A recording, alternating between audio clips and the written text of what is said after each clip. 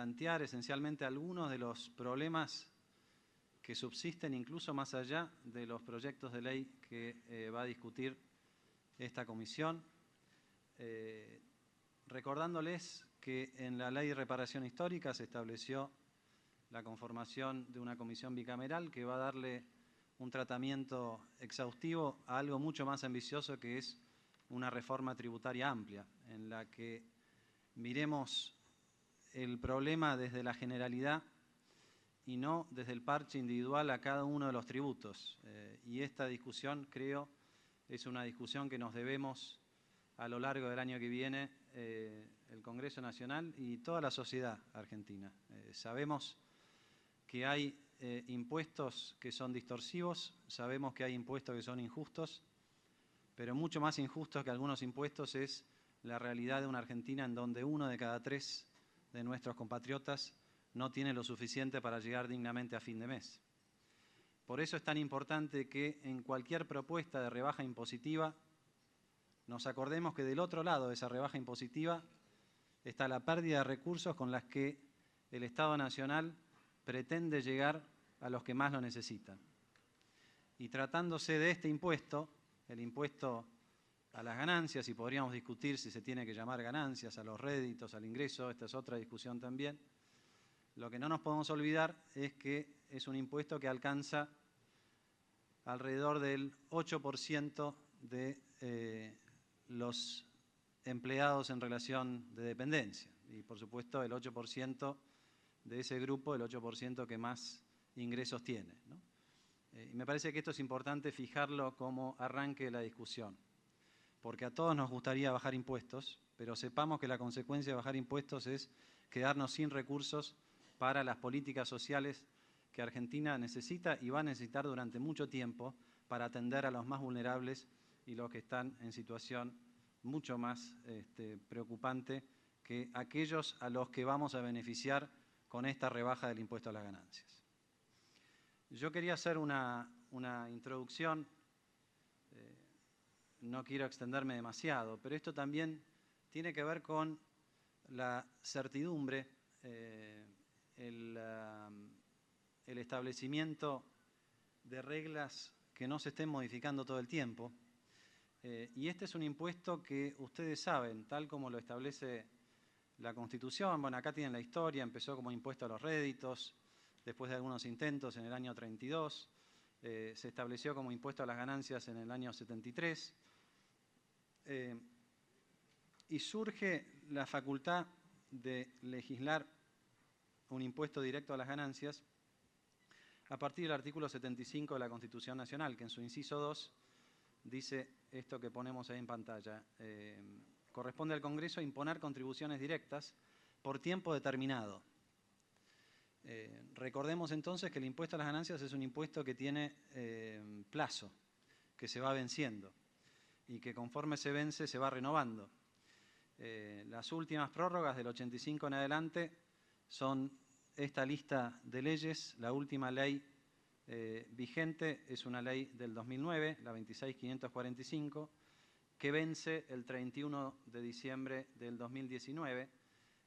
Planteo esto simplemente para que recordemos que este es un sistema tributario que todavía está montado sobre algunos tributos transitorios, ¿no? Y no es el único, ustedes lo saben muy bien, cada vez que llegamos a fin de año hay algunos que hay que prorrogar y hay algunos que hay que reconsiderar. Creo que esto sería bueno tenerlo en mente para la discusión del año que viene, sin perjuicio de que en este caso en particular no hay más remedio porque es un artículo de la Constitución Nacional.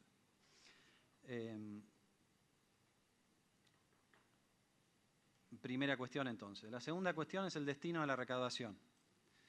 Y esto es muy importante porque en esta discusión están los representantes del Poder Ejecutivo Nacional y están los representantes del pueblo en la Cámara de Diputados.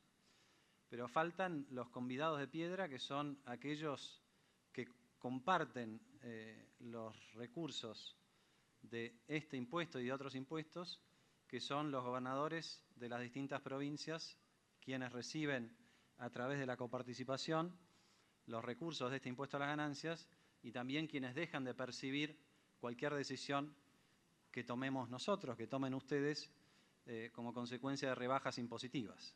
Y esto es importante entenderlo, sobre todo a la luz no solamente de lo que viene, sino a la luz de lo que hemos hecho este año a través de la modificación del mínimo no imponible. Planteo esta cuestión y en un rato vamos a ir a los números. Recordar también cómo quedó desactualizado, no sé si van a alcanzar a ver esos ravioles allí, pero hay algunas asignaciones específicas de la recaudación de ganancias que quedaron fijas en términos absolutos, ¿no? Hay 120 millones anuales que van directamente al ANSES, 20 millones anuales que van a ATN. Recordemos que este año el impuesto a las ganancias va a haber recaudado 420.000 millones de pesos aproximadamente. Aproximadamente. O sea, de 420.000 millones hay 20 que van directo a ATN. Esto evidentemente quedó muy desactualizado, ¿no? Hay 440 que van directamente a las provincias. Una vez deducidas esas detracciones directas, vamos a ganancias neto. Ganancias neto se reparte en 3 bolsillos. Hay un bolsillo que va directo al ANSES y a financiar las jubilaciones, es el 20%. Hay otro bolsillo del 16% que va a las provincias y el resto sí va a la masa coparticipable, y de esa masa coparticipable una parte va a la nación, el resto va a las provincias a través de la coparticipación secundaria. Dentro de ese 16% hay 2 puntos que van directo a ATN, hay 10 puntos que son el famoso fondo del conurbano, que en estos momentos beneficia a todos menos al conurbano, ¿no? Y hay 4 puntos que se distribuyen a partir de los coeficientes de necesidades básicas insatisfechas entre el resto de las provincias, vale decir, excluyendo a la provincia de Buenos Aires y también a la Ciudad Autónoma de Buenos Aires, que no existía como tal al momento de la sanción de esta versión del impuesto a las ganancias. Planteo esto por 2 razones. Primero, para entender que como resultado de todo esto, la mitad más o menos termina en el Estado Nacional y la otra mitad termina en las provincias, pero también porque como consecuencia de la no modificación de estos valores fijos en términos nominales, lo que ocurre... Hay más cableado, vayamos a ver por qué. Lo que ocurre es que hay un gran perjudicado en esta distribución, que es la provincia de Buenos Aires. Lo traigo a colación porque a lo largo de este año yo vi como un grupo muy grande de diputados que representan al pueblo de la provincia de Buenos Aires plantearon la cuestión de que había que modificar esta distribución de impuestos. Nosotros creemos que esa es una discusión que hay que dar y seguramente quienes apoyaron el establecimiento o el restablecimiento del desaparecido Fondo del Conurbano quizás tengan algo para ofrecer en esta discusión. Como consecuencia de estos topes fijos, y antes de ir a nuestra discusión, la línea azul es lo que hoy recibe la provincia de Buenos Aires por distribución directa del impuesto a las ganancias. Cuando se estableció el Fondo del Conurbano, durante algunos años recibía el equivalente a 10%. Conforme se fueron modificando esencialmente los precios, la inflación fue licuando esos montos fijos, empezó a pasar exactamente lo contrario, ¿no? El Fondo del Conurbano converge a 0, vale decir, con el Fondo del Conurbano originalmente diseñado, hoy la provincia de Buenos Aires tendría que estar recibiendo el equivalente a 42.000 millones de pesos anuales que no recibe, ¿no? Esos 42.000 millones de pesos están distribuidos entre el resto de las provincias.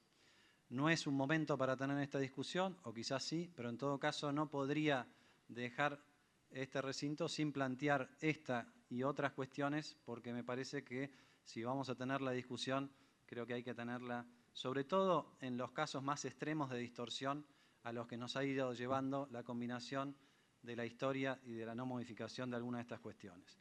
Hablamos del mínimo no imponible y hablamos de la escala del artículo 90, fijas desde hace mucho tiempo. Esto también es un ejemplo de algo que está fijo en términos nominales, que ha distorsionado por completo el espíritu de la norma originariamente planteada por los legisladores. Alguna referencia también respecto de la forma de cálculo. Esto no lo hago en beneficio de los señores legisladores, que descarto que lo conocen bien, pero sí para alimentar un poco mejor la discusión pública que en los últimos días, bueno, como es una cosa muy compleja, lleva a veces a la confusión en los medios de comunicación, cuando no se entiende bien qué son las alícuotas marginales, las alícuotas medias, dónde se paga impuesto, dónde no se paga impuesto. Así que yo quería tomarme algunos minutos para hacer una introducción y dado que es tan importante la discusión que vamos a tener, por lo menos que estemos todos en el mismo punto de partida, ¿no? Acá tomamos como ejemplo un salario bruto de 52.000 pesos, que está bien por encima del salario medio. El salario medio de los formales anda por alrededor de los 20.000 pesos. Por supuesto que el salario medio de la población económicamente activa es incluso más bajo, porque en la informalidad se cobra menos que ese salario medio.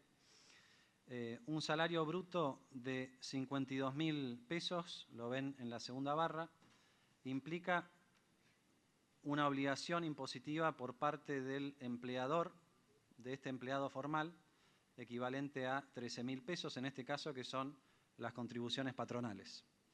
Vale decir, el costo laboral para la pyme o la empresa que contrate a este empleado formal es de 65.000 pesos. Y al final del recorrido, lo que recibe el trabajador es el salario de bolsillo de 36.000 pesos. En medio de ese camino hay casi 30.000 pesos, cerca del 50% del costo laboral, que desaparece entre contribuciones patronales, aportes individuales a la seguridad social por parte del empleado y, en el caso de estos niveles de ingreso, una cuota creciente del impuesto a las ganancias.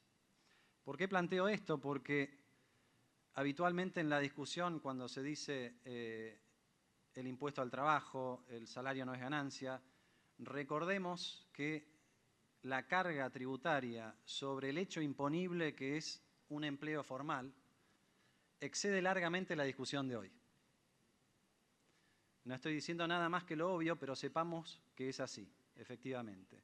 Hay un aporte a la jubilación por parte de la empresa y por parte del empleado, y hay una pequeña parte, fíjense en este caso, de los 30.000 pesos, 7.000, o sea, alrededor del 20% de la carga tributaria que castiga, como todo impuesto, a un empleado nuevo, a un empleo formal nuevo, solamente el 20% es ganancias, el resto son las contribuciones patronales y los aportes a la seguridad social.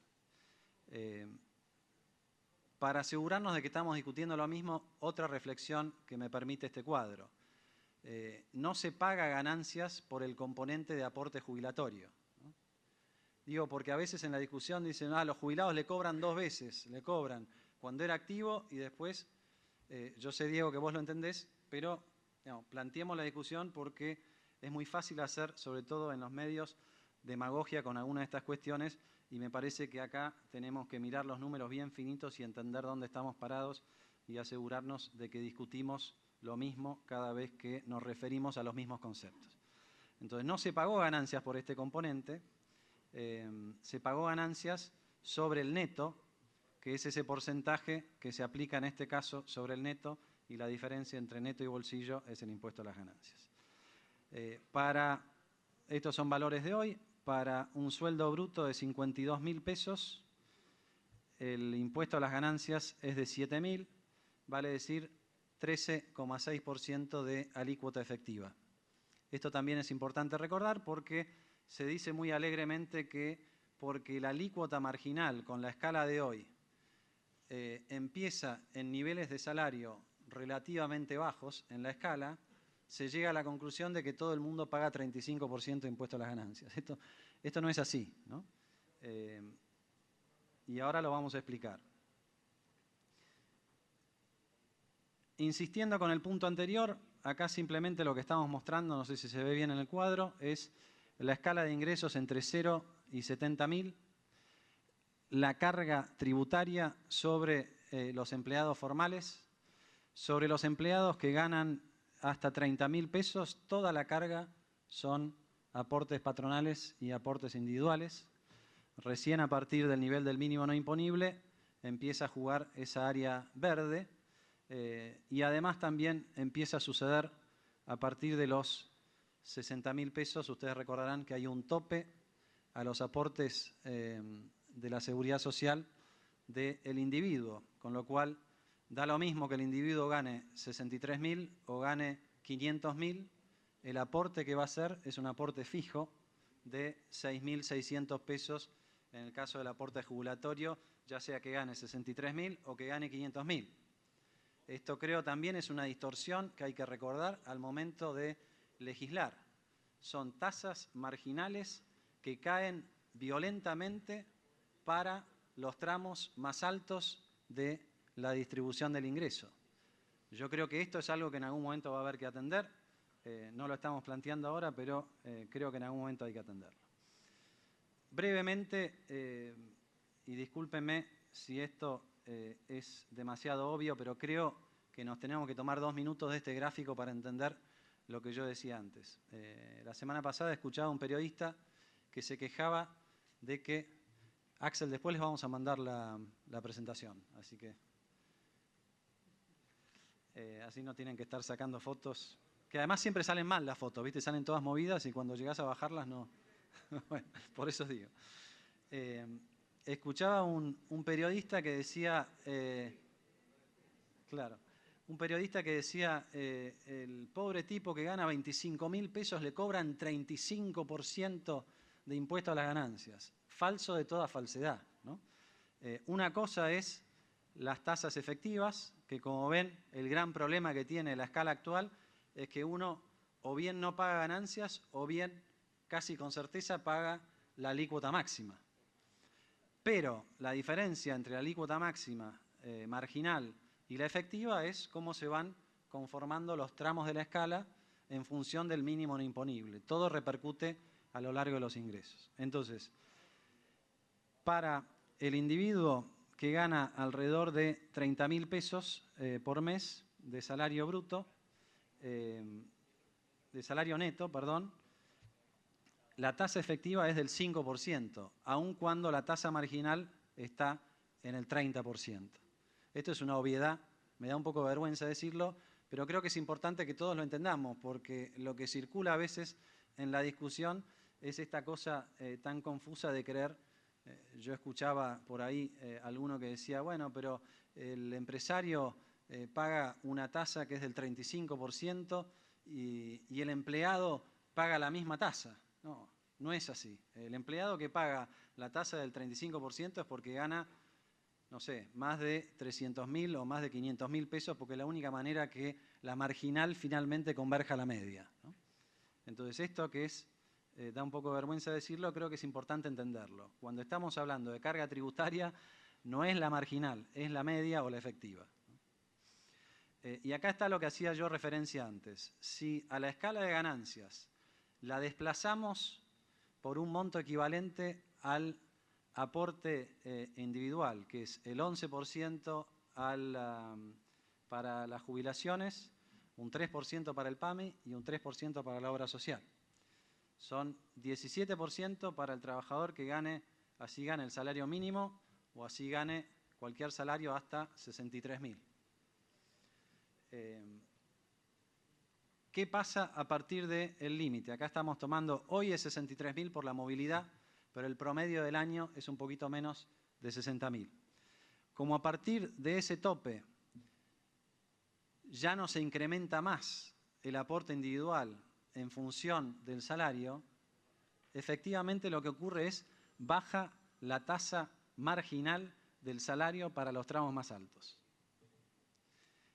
Yo personalmente no tengo ninguna duda de que esto hay que corregirlo y me parece que sería bueno que lo tengamos presente, quizás no para esta discusión, pero para la próxima del año que viene. No es progresivo ni justo esta situación.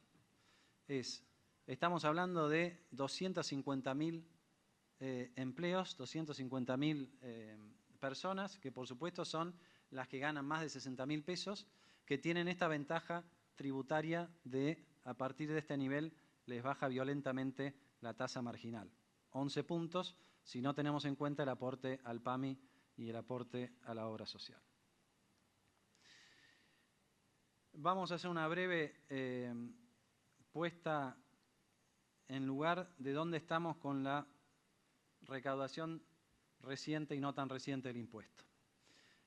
Para que se entienda bien, lo que estamos mirando en estas barras amarillas es la recaudación de ganancias sobre aquellos que están en relación de dependencia, que es, como dije antes, lo más parecido a lo que se da en la discusión, el empleo, el impuesto al trabajo. Este hecho imponible no es una ganancia de ningún otro tipo que no sea el salario de quien está en relación de dependencia. Esto tuvo un salto importante alrededor del año 2001 con la tablita de la ley 25.239. La recaudación pasó de alrededor de 0,3% del PIB para personas físicas en relación de dependencia, insisto, es una partecita del impuesto, pero es donde está la mayor distorsión, como ustedes ya lo saben. Se mantuvo más o menos estable, alrededor del 0,6%, o sea, se duplicó con la tablita y desde entonces se mantuvo estable hasta el año 2010, 2011, y después hay un aumento explosivo de la recaudación por este concepto, que no es otra cosa más que en la práctica haber duplicado la carga tributaria sobre el trabajador en relación de dependencia en el componente de ganancias. Esto es lo que creo todos queremos resolver, ¿no? Y esto es lo que este gobierno ha empezado a resolver con la fuerte modificación del mínimo no imponible, que lo hicimos, como ustedes recuerdan, estaba la facultad de hacerlo por decreto y lo hicimos sin más demora, allá por principios de este año, con la convicción de que había consenso de todas las fuerzas políticas y los distintos candidatos incluso que participaron en la contienda electoral el año pasado así lo proponían. Por lo tanto, no hizo falta venir a discutirlo al Congreso porque estaba esa facultad para hacerlo. Esto, después lo vamos a ver más adelante, esta modificación del mínimo no imponible significó un esfuerzo fiscal de 50.000 millones de pesos compartido entre la Nación y las provincias. Ahora bien, esto es alguna idea de cómo se fueron disparando las alícuotas efectivas por distintos tramos. Por ejemplo, un trabajador que en el 2007 tenía un sueldo neto equivalente a 50.000 pesos de hoy, ajustado por inflación, tributaba alrededor del 5% de tasa efectiva, en el 2015 llegó a pagar el 20%. O sea, a ese trabajador se le triplicó el impuesto, ¿no? La caída en los tramos más bajos es la consecuencia del decreto que dejó fijo el valor para quienes ingresaban o no ingresaban a tributar el impuesto, una distorsión que nosotros eliminamos en su momento también con el mínimo no imponible, y esencialmente esto fue básicamente el recorrido para cada tramo de ingresos que uno puede elegir de las distintas alícuotas. Esto implica, esta curva lo que muestra es la comparación entre el 2010 y 2015 de presión tributaria para los que pagan el impuesto a las ganancias o los que pagaron el impuesto a las ganancias en 2015. Vale decir, para alguien que tenía un sueldo entre 40 y 60.000, la no modificación del mínimo no imponible de las escalas significó un aumento de la presión tributaria de 10 puntos del salario. El monto máximo está ahí alrededor de los 80.000 pesos por mes y vean de vuelta la paradoja de que cuanto mayor es el ingreso, menor fue la exacción adicional que se le quitó a los empleados de mayores ingresos. O sea, no solamente la distorsión de cobrar un impuesto que no había sido legislado más que por la inflación, sino que además de esa distorsión está la de cobrarle más puntos porcentuales a los que están en el inicio del tramo de la escala y menos puntos porcentuales a los que están sobre los montos más altos. Esto obviamente había que resolverlo y eso es un poco lo que empezamos a hacer este año y la propuesta nuestra de modificación de la escala va en esa misma dirección.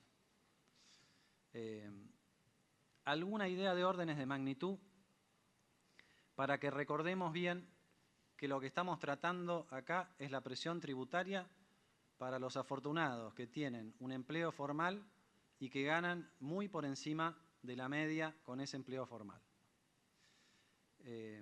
Estamos hablando de 1.200.000 personas que están por encima del mínimo no imponible.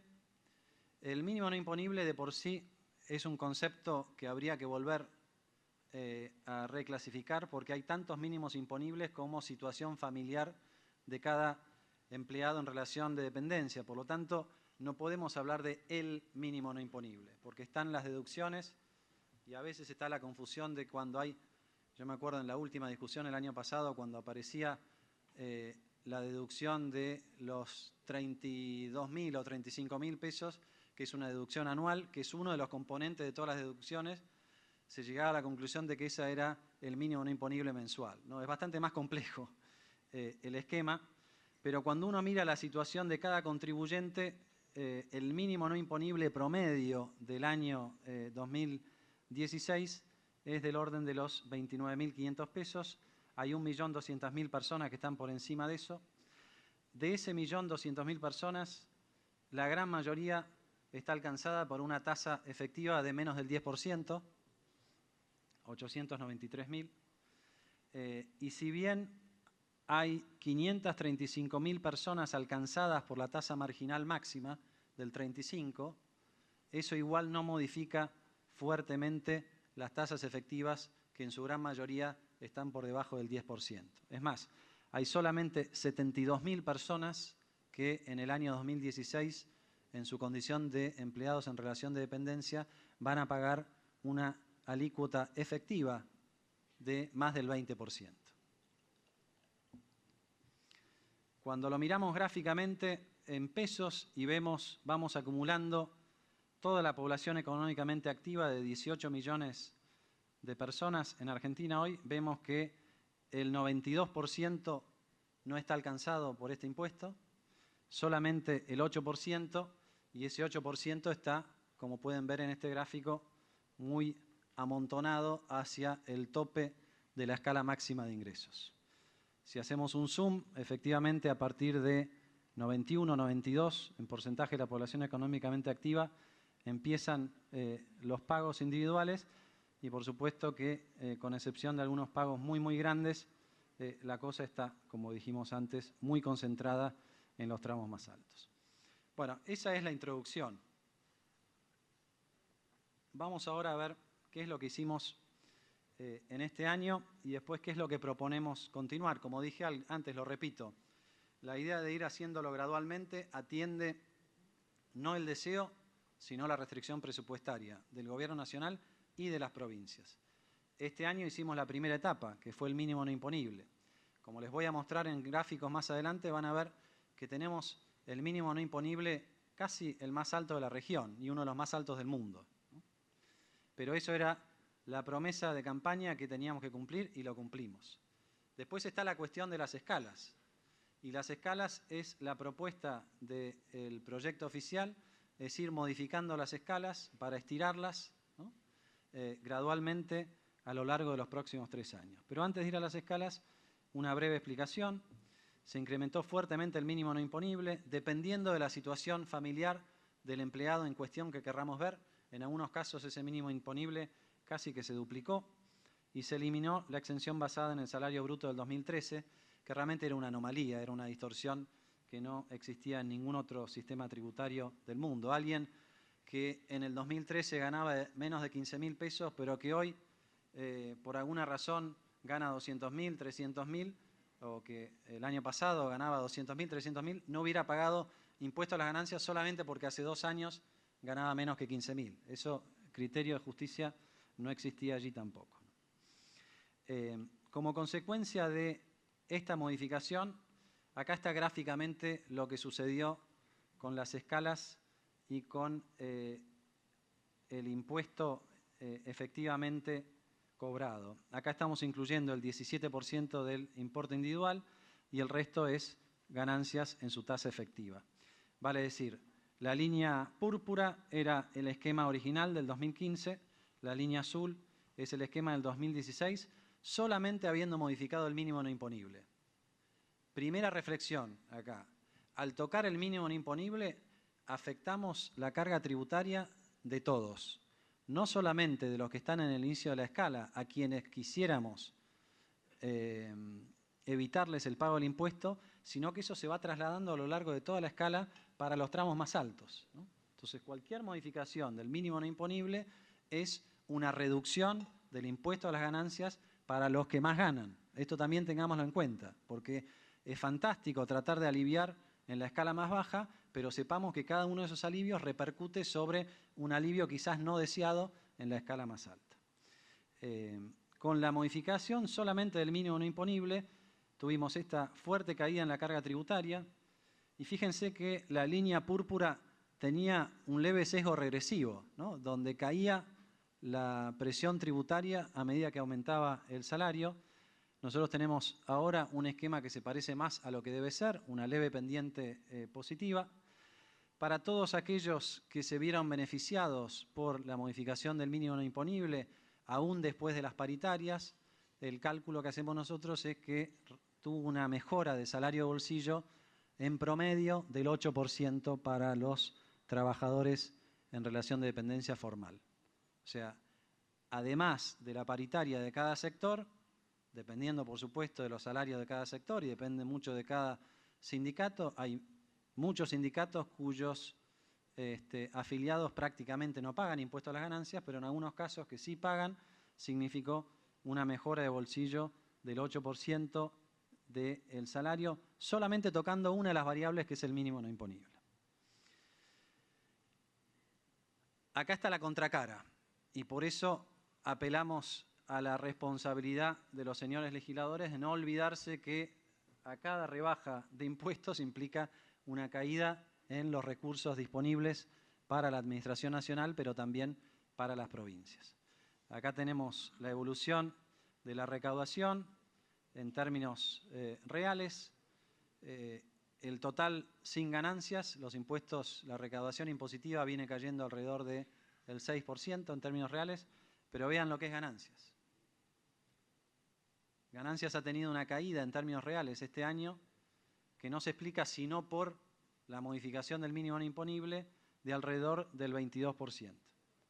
Hay 15 puntos de diferencia que si los multiplicamos por esos 400.000 que yo les dije de orden de magnitud de recaudación del impuesto a las ganancias, llegamos a ese número de 50, 60.000, que es lo primero que nos dicen cada uno de los gobernadores que nos vienen a visitar cuando tenemos una discusión en torno de los recursos.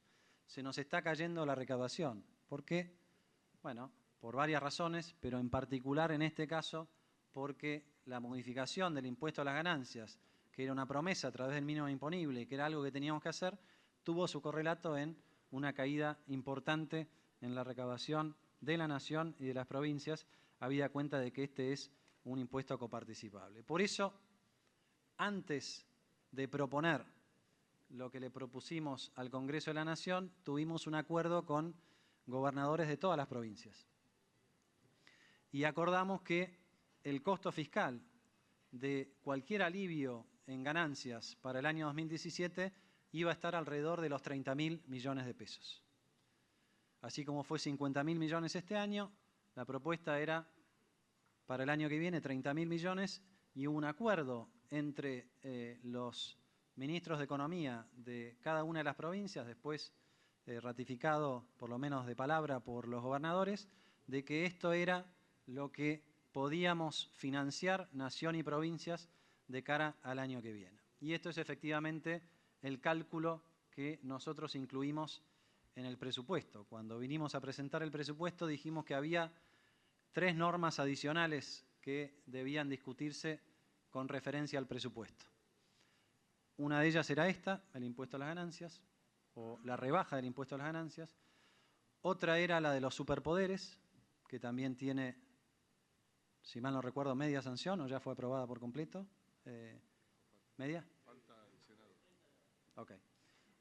Y la otra fue los 4 o 5 artículos que incluimos en el presupuesto de ley de responsabilidad fiscal consensuada con las provincias. O sea, este combo nosotros lo vemos como tal y por lo tanto el proyecto de ley que presentó el oficialismo es compatible con ese acuerdo con las provincias de sacrificar el equivalente a 30.000 millones de pesos coparticipados para ir rebajando de a poco el impuesto a las ganancias e ir eliminando las distorsiones que se acumularon fuertemente desde el 2010 en adelante. Este costo fiscal de alrededor de 50.000 millones de pesos durante todo el año 2016 equivale, por ejemplo, al impacto presupuestario de la asignación universal por hijo. Le devolvimos a ese 8 o 9% que paga el impuesto a las ganancias el equivalente a toda la partida presupuestaria de la asignación por hijo en un año. Esto da una pauta del esfuerzo fiscal. Equivale al aumento de jubilaciones como consecuencia de la reparación histórica en un año, ¿no? O supera largamente todo el gasto de la Dirección Nacional de Vialidad. Simplemente para que tengamos manera de parangonar lo que ha sido el esfuerzo fiscal, insisto, compartido entre nación y provincias en el año 2016. Problemas actuales del impuesto a las ganancias, hay muchos. Yo no quiero aburrirlos, pero me voy a concentrar en 2 o 3. Esencialmente, el primero es que, más allá del reclamo de buena parte de la sociedad, reclamo que nosotros atendemos, en cualquier comparación internacional, el mínimo no imponible de Argentina es muy alto comparado con la región o comparado con países de la OCDE con los que comenzamos a querer compararnos. Expresado como porcentaje del salario promedio, hoy día en Argentina solamente es alcanzado por el impuesto a las ganancias a aquel individuo cuyos ingresos mensuales sean superiores al 120% del salario medio. Vean que en otros países del mundo estamos hablando de a partir del 20 o a partir del 30%, entre el 30 y el 40% del salario medio empieza a tributar impuesto a las ganancias. Por supuesto que con una alícuota baja, ¿no? Y esto nosotros lo tuvimos en cuenta al presentar el proyecto que presentamos. Yo sé que en los medios nos dicen han sido mezquinos con el mínimo no imponible. Lo que pasa es que no podemos ignorar el punto de partida del mínimo no imponible y el esfuerzo que ya hicimos el año pasado. Si no, sería muy fácil hacer demagogia y decir subámoslo hasta el infinito al mínimo no imponible. Como no podemos hacer eso, lo que sí hicimos fue incorporar 2 tramos nuevos y 2 escalas nuevas en el artículo 90, bajando del 9 al 5%, la primera escala, e incluso una alícuota transitoria para el primer año del 2%, de manera tal de que todo aquel que pague el impuesto a las ganancias por primera vez no va a pagar más que el 2% del excedente de su ingreso por encima del mínimo no imponible. Esto lo podemos ver de distintas maneras, pero en todos los casos Argentina aparece detrás de Colombia, pero por encima de prácticamente todos los países. Bueno, Suecia nos supera, pero evidentemente acá hay una distorsión, mal que nos pese.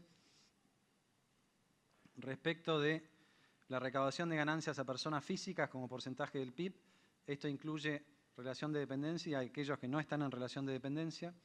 En Argentina cobramos 1,7% de un impuesto que es de los menos distorsivos que hay, ¿no? Ustedes saben que nosotros todavía dependemos mucho del IVA y dependemos del impuesto al cheque, de impuestos que son muy distorsivos. El impuesto a las ganancias, por lo menos en la literatura, está considerado como el más neutral. Nosotros somos comparativamente de los países que menos recaudamos de impuesto a las ganancias, tanto en la región como comparados con otros países del mundo. Entonces, los problemas que podemos identificar, entre varios otros, son tres: el elevado mínimo no imponible en términos internacionales, una tabla muy corta y muy empinada, como dije antes. Hoy, con la tabla actual, apenas uno empieza a pagar impuesto a las ganancias, rápidamente alcanza la alícuota máxima, la marginal máxima, aunque no la media, recordemos ese primer cuadro.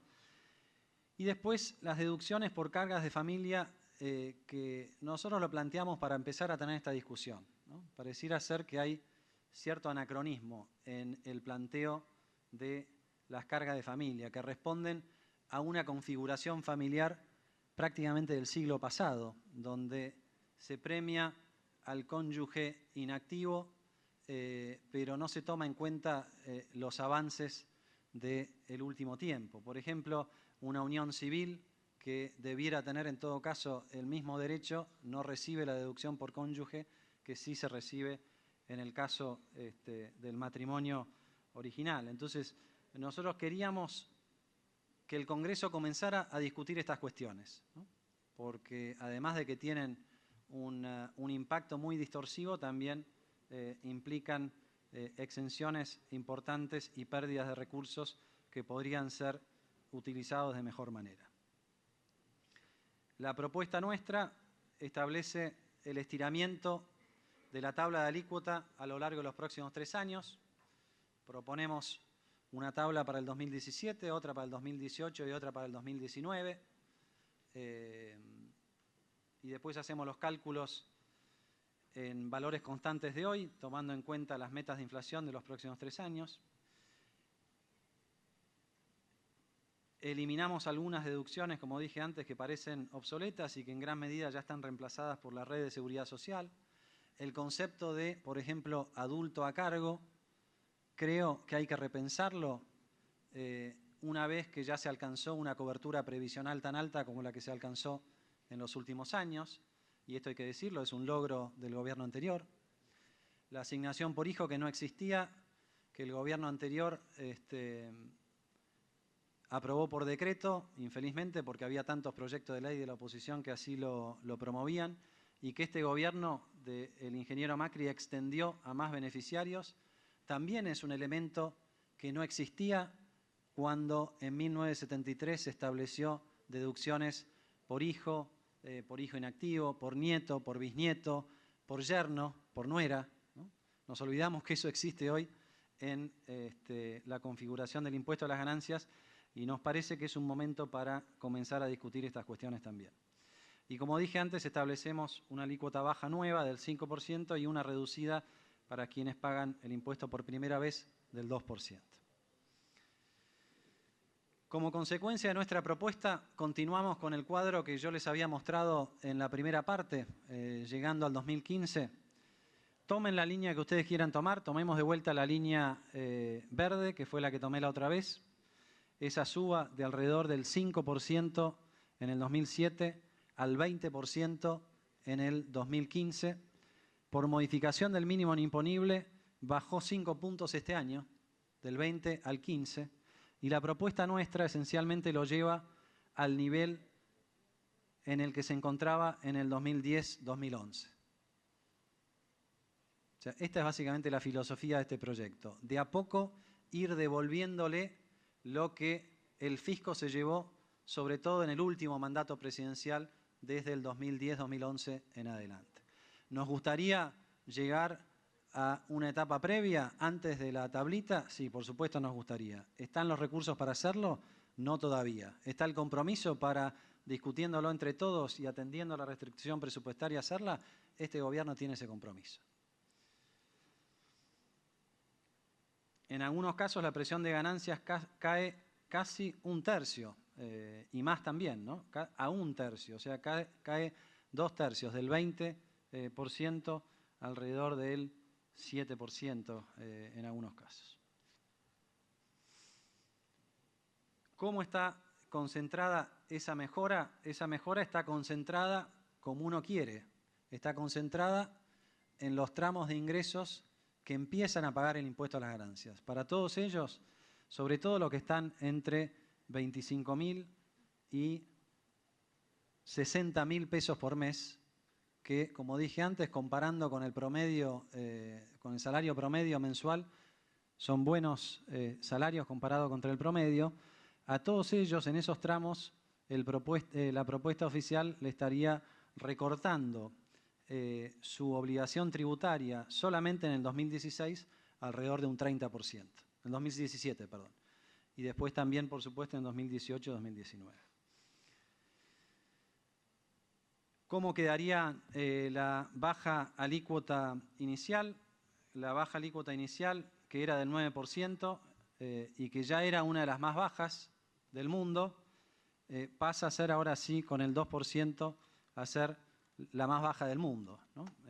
Ahí abajo están Suiza y México, pero esencialmente cuando uno mira en promedio, la primera alícuota arranca en 10 y un poco más alto también, y recuerden que en casi todos estos casos el mínimo no imponible es más bajo que en el caso de Argentina. No voy a hacer una argumentación excesiva respecto a la comparación internacional, pero creo que es importante que sepamos dónde estamos parados, fundamentalmente porque, como dije antes, si hay un impuesto equitativo y que grava a los que más tienen, no es el IVA, no es ingresos brutos, no es el cheque, no son los internos, no es el impuesto que ustedes quieran mirar. Seguramente que el impuesto más progresivo es el impuesto a las ganancias, y la discusión que estamos teniendo ahora es cómo aliviar la carga de este impuesto, que es el más progresivo y que alcanza a los más afortunados en la escala de la formalidad. Entonces, la propuesta gráficamente, y con esto me voy acercando al final, esto es la presión de ganancias como porcentaje del salario neto en pesos constantes. Esta es la línea del 2015. En el 2015 rápidamente se alcanzaba, como ustedes vieron, la tasa marginal. Esta es una tasa efectiva. La propuesta nuestra es en el 2016, a través del mínimo imponible, efectivamente lo que sucedió, ya se los mostré en otro cuadro. En 2017 un poco más, 2018 un poco más y 2019 un poco más. Vale decir, es muy fuerte la baja, solamente que lo hacemos a lo largo del tiempo. Nos encantaría poder hacerlo el año que viene, pero no tenemos los recursos fiscales para entregar más de 100.000 millones de pesos entre la nación y las provincias. Si comparamos el resultado de todo el recorrido, ustedes pueden ver ahí la diferencia. Por ejemplo, para un salario neto de 60.000 pesos, que en el 2015 pagó una alícuota del 25%, en el 2019, con el mismo nivel de poder adquisitivo, va a terminar pagando una alícuota del 10%. Estamos reduciendo a menos de la mitad ese impuesto.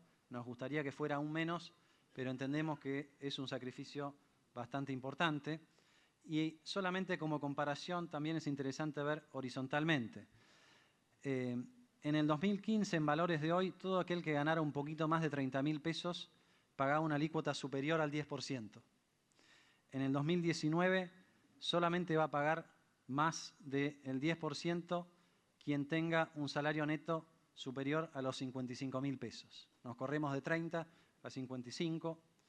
En el caso de la alícuota del 20%, que antes efectiva, ¿no? Antes ya era alcanzada por salario de 50.000 pesos, con la propuesta nuestra va a haber que tener el doble de salario para terminar pagando una tasa efectiva del 20%. Estos cuadros quizás sea mejor, no los van a ver, que se los mandemos después, pero tomo un ejemplo nomás como tantos otros. Un salario equivalente a 40.000 pesos de hoy, en 2010 hubiera pagado un impuesto a las ganancias de 1.458 pesos mensuales. En el 2015, como consecuencia de la no modificación de las escalas, con el mismo poder adquisitivo, se fue a 4.700 pesos, se triplicó.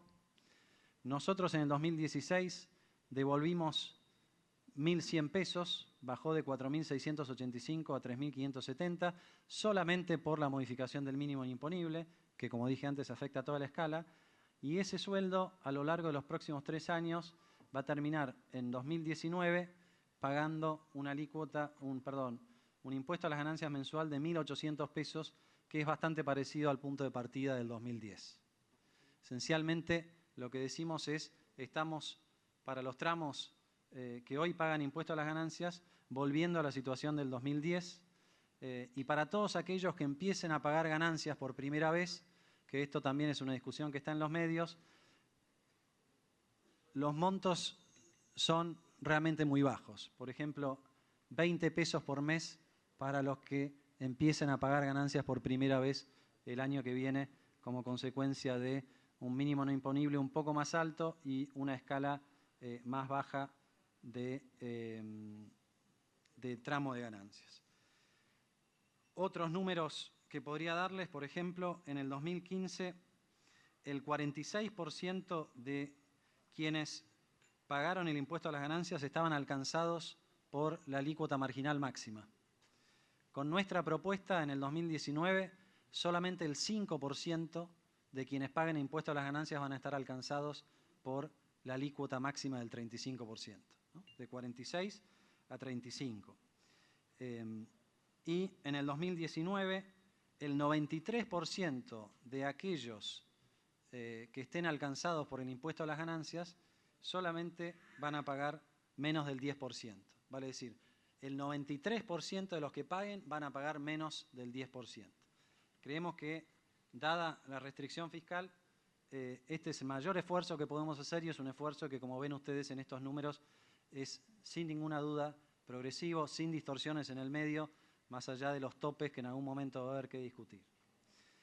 Una breve reflexión, porque no me quiero llevar todo el tiempo y después los voy a dejar en las buenas manos de Alberto y de Claudia para las cuestiones estrictamente técnicas.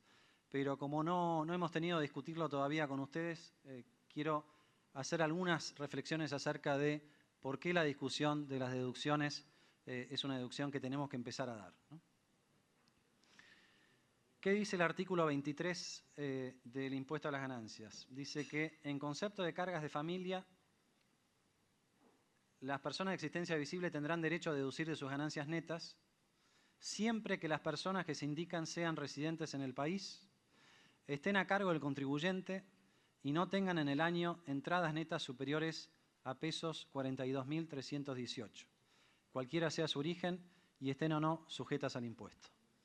42.318 pesos es menos que el salario mínimo vital y móvil y es menos que la suma de los haberes mínimos jubilatorios en el año 2016. Esencialmente, la deducción está prevista para los familiares a cargo que estén inactivos. Y más allá de que esto es lo que dice la ley, nuestra presunción es que en la práctica, y esto lo estamos empezando a modificar ahora gracias al trabajo de Alberto Abad, se deducen una cantidad de ingresos que no debieran deducirse. Por ejemplo, el año pasado hubo 387 personas que tomaron la deducción de bisabuelo, por ejemplo. O 150 personas que tomaron la deducción de bisnieto. O 523 que tomaron la de yerno o la de nuera. No tengo nada en contra de los familiares. Lo que digo es, tenemos que empezar a discutir esta cuestión porque responde a un concepto anacrónico y tiene algunas distorsiones muy importantes que quiero simplemente ejemplificar en el caso de los cónyuges. Por ejemplo, si nosotros vemos las bases, encontramos que solo un 25% de los alcanzados por ganancias podría deducir al cónyuge, sin embargo son 29% los que lo deducen al cónyuge. Dos reflexiones, se está deduciendo cónyuges que no habría que deducir y además estamos hablando solamente del 25% de aquellos alcanzados por el impuesto a las ganancias, con un elemento adicional que es, en general, la frecuencia de deducciones por cónyuge es más alta cuanto más alto es el ingreso del trabajador en relación de dependencia. Ahora les voy a mostrar un gráfico. En la práctica, ¿qué quiere decir? que estamos favoreciendo a través de la deducción por cónyuge a los que ganan más y no a los que ganan menos.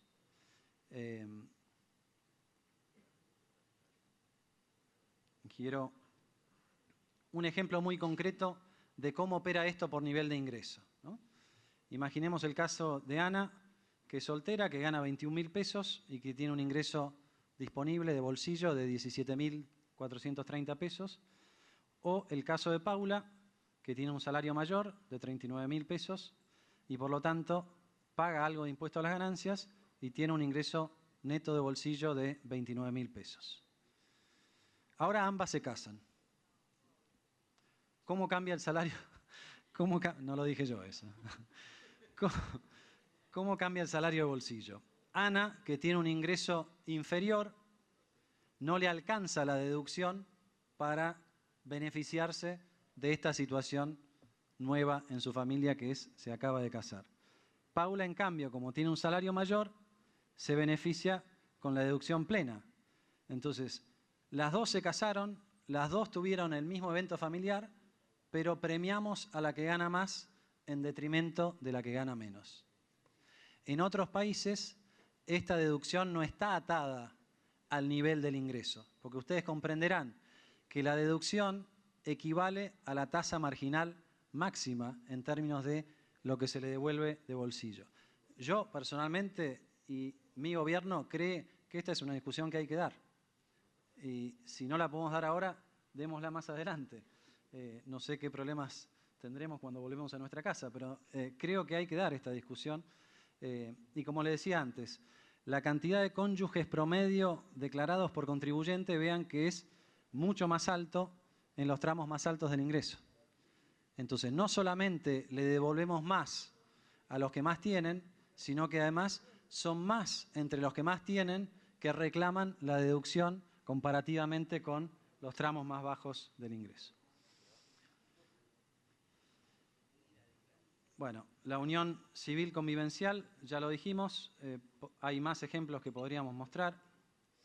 Hay una cuestión de género también, porque como consecuencia de la estructura de la deducción se perjudica al segundo ingreso del hogar, que mayoritariamente cuando miramos la configuración familiar, el 85% o el 86% del primer salario es de varones. Vale decir que con este esquema de deducción por cónyuge estamos castigando la decisión del cónyuge mujer de elegir o no participar del mercado laboral.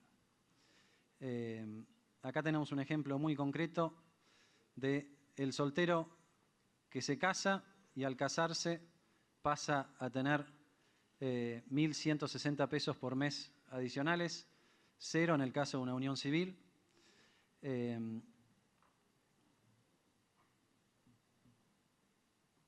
Si su cónyuge es activo, no puede deducir ninguno de los dos. Esto también es importante porque en los medios le están quitando la deducción. No, hoy si hay dos cónyuges que componen el mismo, no se rían, el mismo grupo familiar, no tienen deducción, en tanto y en cuanto los dos sean activos.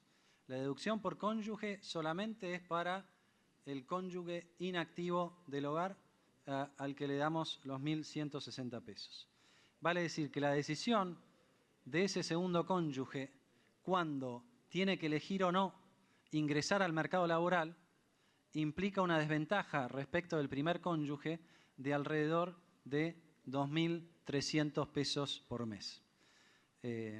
Esto equivale en promedio al 7,6% del salario bruto superior. Estamos castigando al que ingresa al mercado laboral en comparación con el que ya estaba.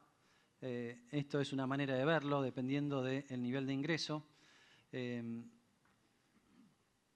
Y cierro con una reflexión en el mismo sentido respecto de la deducción por hijo. Nosotros tenemos, como dije antes, está establecida la asignación universal, mal llamada universal porque todavía no alcanza a todos los chicos, la asignación por hijo, están las asignaciones familiares y están también las deducciones de impuesto a las ganancias por hijo, que son mayores cuanto mayor es el ingreso de aquel que pide la deducción.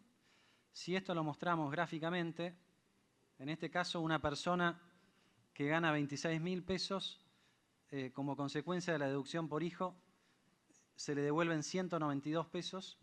La persona que gana 39.000, como consecuencia de la deducción por hijo, se le devuelven 580. O sea, vale 2,5 veces más el hijo del que gana más que el hijo del que gana menos. Yo creo que esto hay que revisarlo, no tengo ninguna duda. No sé si es el momento y no lo hemos propuesto en este proyecto, pero dado que empezamos a mirar de manera meticulosa las distorsiones del impuesto a las ganancias, yo creo que esto debiéramos mirarlo. Gráficamente, lo que sucede con la deducción por hijo es lo siguiente.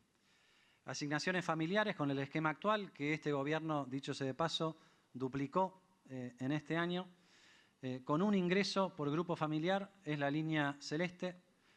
Si son 2 ingresos por grupo familiar, ya el hijo vale menos. Esto es algo para considerar. A partir de cierto nivel de ingresos desaparece la asignación familiar y lo único que queda es la deducción por hijo para tramos más altos del ingreso. Y fíjense lo que es esta, o sea, no tiene ningún sentido este esquema de deducción por hijo tal cual está planteado en la combinación de asignación familiar, asignación por hijo y deducción por hijo.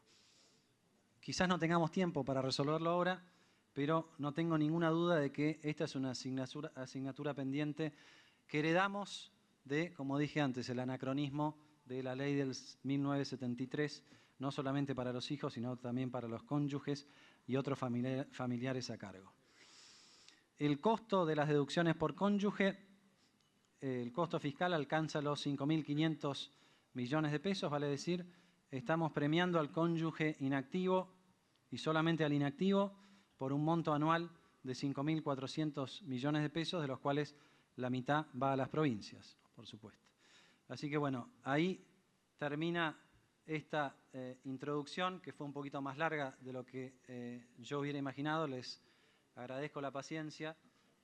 Lo mío era simplemente introducir el tema, marcar algunas de las distorsiones y de las inequidades que se fueron marcando a lo largo del tiempo en un concepto de parche tras parche, explicar brevemente cuál es la filosofía de nuestra propuesta de reducción gradual, pero importante, de la carga tributaria del impuesto a las ganancias, primero a través del mínimo no imponible este año y después a través de la escala.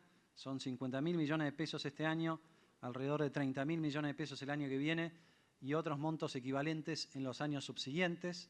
Vale decir, a lo largo del tiempo es mucho lo que estamos devolviendo al bolsillo de los asalariados en relación de dependencia, pero lo hacemos, como dije, a lo largo del tiempo y gradualmente, que es la única manera compatible, viable, política y socialmente posible de hacerlo, habida cuenta de la situación fiscal en la que nos encontramos.